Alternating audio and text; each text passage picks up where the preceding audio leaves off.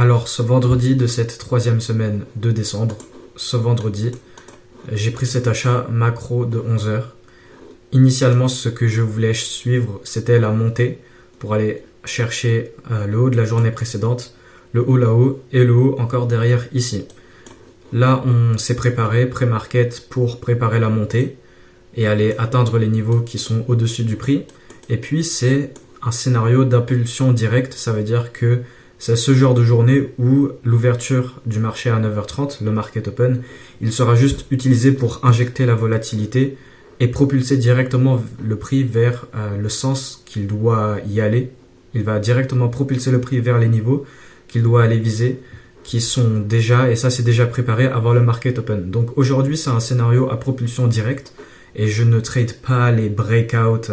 Voilà, c'est déjà prêt et pendant que le prix est en train de displacer au-dessus et qu'il nous montre ses mains quand même, il est quand même en train de nous montrer qu'il va venir reprice vers ses niveaux. Forcément c'est pas mon modèle, donc je ne le trade pas.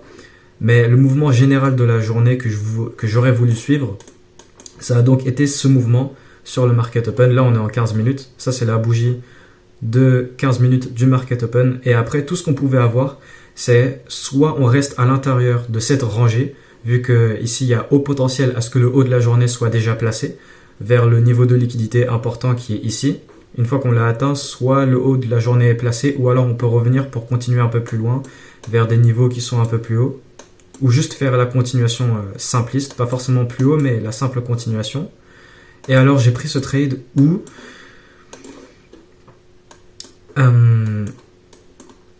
après qu'on a eu cette impulsion directe par le market open qui ouvre pour réajuster vers les niveaux de liquidité au-dessus du prix, là on a atteint celui-là et on a déjà cette grosse rangée. Donc moi ce que je me dis c'est qu'il y a deux options comme je viens de vous dire, soit le prix il va rester à l'intérieur et il va plus rien faire, ce qui est ce qu'il a fait au final, ou alors il va continuer. Et j'ai eu un bon setup pour continuer la montée, pour si on allait la continuer. Alors là on fait cette sorte de pause et ce qui se passe c'est qu'on forme ces bas égaux. Et là, on est dans la bougie horaire de 10h, de 10h à 11h. Et ce qui se passe, c'est en clôturant la bougie, et ça, je ne l'ai pas vu, et c'est ce qui m'a fait rater le trade et avoir une très mauvaise entrée. Parce que je vais vous avouer, pendant le market open, là, je suis ça, et là, il se passe plus grand chose, et je me suis distrait, j'étais sur mon téléphone, j'étais sur Instagram, TikTok un petit peu même, et j'étais un petit peu distrait. Et pendant ça se passait, j'étais en train de le voir, mais je faisais pas très bien attention. En tout cas, ce qui est sûr, c'est que si j'étais en train de bien suivre le prix, j'aurais vu comment, là on est dans la bougie horaire de 10h, et là on va clôturer la bougie horaire de 10h, et en clôturant cette bougie horaire de 10h, au-dessus du point qui a été placé ici, qui est le bas de la bougie horaire de 10h, eh bien on va créer une fair value gap sur le 1h. Et c'est alors ce qui s'est passé. Et c'est ça le cadrage que j'utilise. Donc là on a un cadrage, un alignement sur le 1h, où là, avec cette clôture de la bougie horaire de 10h, on a créé cette fair value gap. Et donc là, nouvelle bougie horaire, 11h, on tape dans la fair value gap, sweep pattern, retournement pour viser là-haut. Ok, j'ai mon modèle, très bien. Et donc sur le moment où je suis un petit peu distrait, je vois pas trop ce qui est en train de se passer. Et la réalité est que c'est quand même un petit peu rapide, mais ça ne gêne rien du tout. Donc là, on est en train de former les bas égaux. Et là, on clôture la bougie horaire de 10h. Première bougie 1 minute, on l'ouvre, ça crée la mèche du bas de la bougie horaire de 11h, on sweep les bas égaux, SMT divergence avec ES, et là ce qui se passe c'est que je suis en train de voir, pendant que je suis en train de faire, je ne sais plus ce que c'était que j'étais en train de faire sur mon téléphone, je suis en train de voir le premier CSD et MSS, mais moi je ne suis pas ce type de trader qui prend des entrées un peu plus fins. Déjà première confirmation point bas placé à 11h pile, donc ça c'est un IPDA time. Comme ici par exemple on a placé le point haut en atteignant ce niveau de liquidité à 10h pile, donc les heures pile, voilà. Première confirmation vu que c'est 11h pile, deuxième confirmation c'est le CSD MSS, et la troisième confirmation c'est le plus gros MSS comme ça, plus IFVG M3, et ça c'est mon entrée. Je vous ai déjà dit avant que je ne suis pas trop ce type de trader avec des entrées plutôt fines dès que le prix atteint mon niveau de liquidité sur lequel je suis intéressé à prendre un trade. Donc ça c'est mon niveau de liquidité sur lequel je suis intéressé à prendre mon trade. Ça c'est ma draw, qui est le bas de la fair value gap, le haut de la fair value gap qui vient de se faire créer, des bas égaux puis SMT divergence. Et là nous avons notre cadrage, alignement bullish, prise, SMT divergence, inversion pour aller viser là-haut, pour continuer ce mouvement bullish actuel pour si on va continuer ou alors rester à l'intérieur de la rangée si le poids haut du jour a été placé après avoir fait cet scénario à impulsion directe sur le market open pour aller directement réajuster le prix vers les niveaux d'attirance de liquidité qui sont au-dessus. Et donc voilà ma confirmation. Les premières confirmations sur le 1 minute, la plus grande confirmation sur la IFVG M3 plus le MSS. Et ça, cette entrée, je l'avais ratée. Ou alors même, ce que c'est que je voyais ce qui était en train de se passer. Donc en gros, ce qui m'a fait merder sur cette journée, ça a été que j'ai été distrait.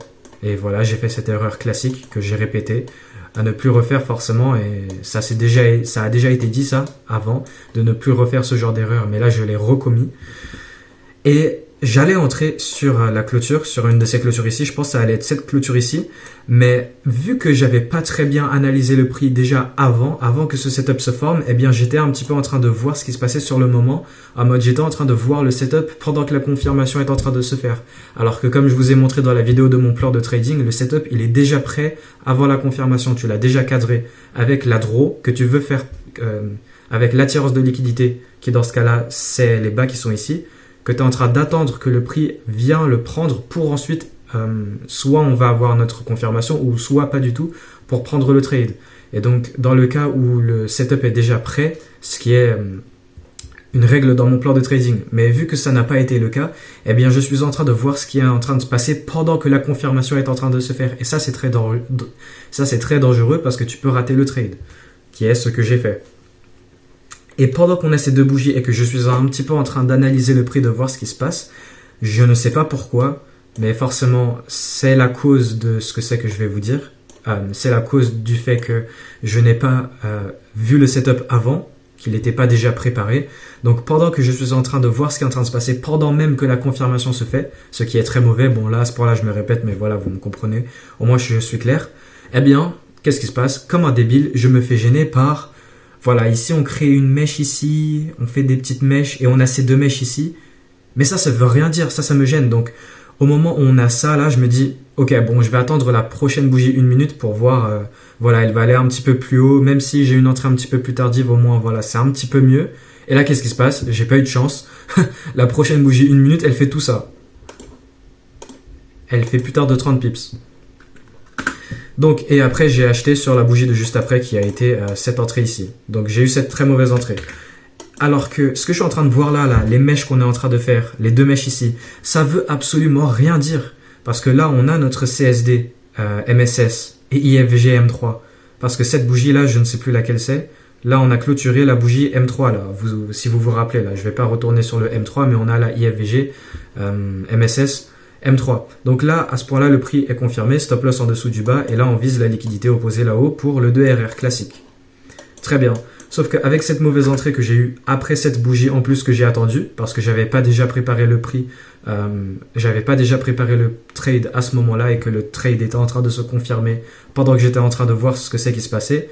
Et après ça, voilà, une bougie en plus d'une minute, juste une petite minute en plus et ça change absolument tout.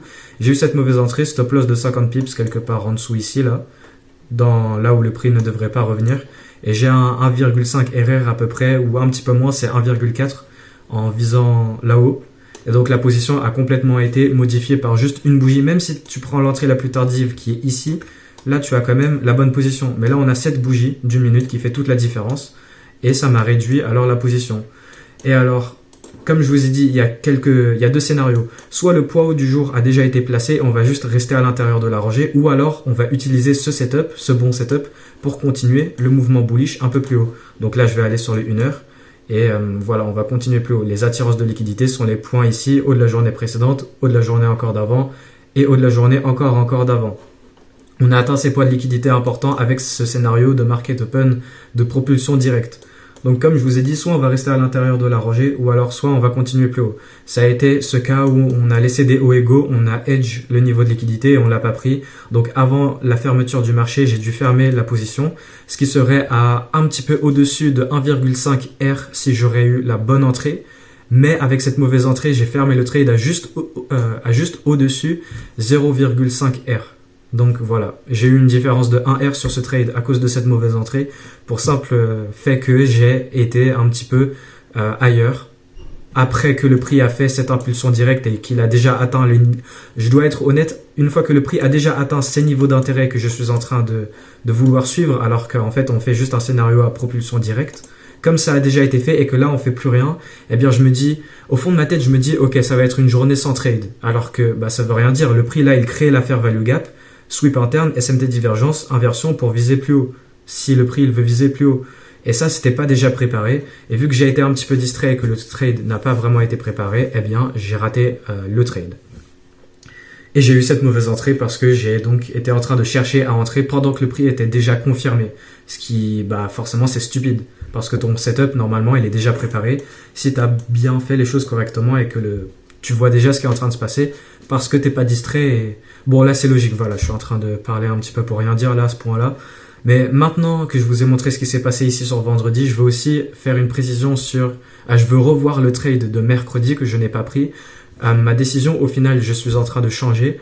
Je ne vais pas compter que ce trade a été comme un trade raté parce que je vous ai expliqué dans la vidéo précédente sur le trade du mercredi qu'il y a ces choses que je n'ai pas trop aimées qui m'a fait ne pas prendre le trade. Donc je ne vais pas changer plus tard une fois que le prix a fait ce qu'il a fait et me dire ah ouais, au final j'ai raté le trade. Non, je vais pas le compter comme trade raté, mais par contre je vais dire que c'est un trade que je devais prendre en réalité.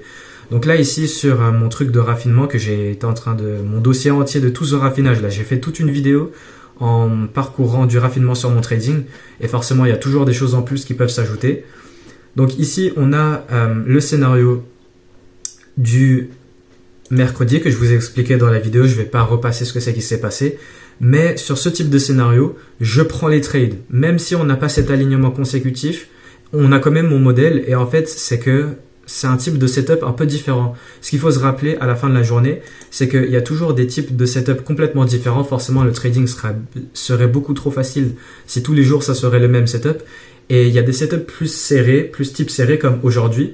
Voilà, où l'alignement il est direct en mode l'alignement là c'est directement on a créé une fair value gap, on tape dedans pour réagir. Alors que là sur quoi je me base sur le trade d'ici, c'est par exemple le prix il est ici à ce point là, IRL vers ERL MMSM et je me base par rapport à cette fair value gap et cet order block il y a longtemps quoi. Donc vous voyez c'est des setups, c'est le modèle mais c'est plein de setups complètement différents. Et ça là, ce type de trade, je n'ai pas voulu le prendre parce qu'il n'y avait pas cet alignement consécutif, la draw qu'on a pris que j'ai pas trop aimé comme je vous ai expliqué.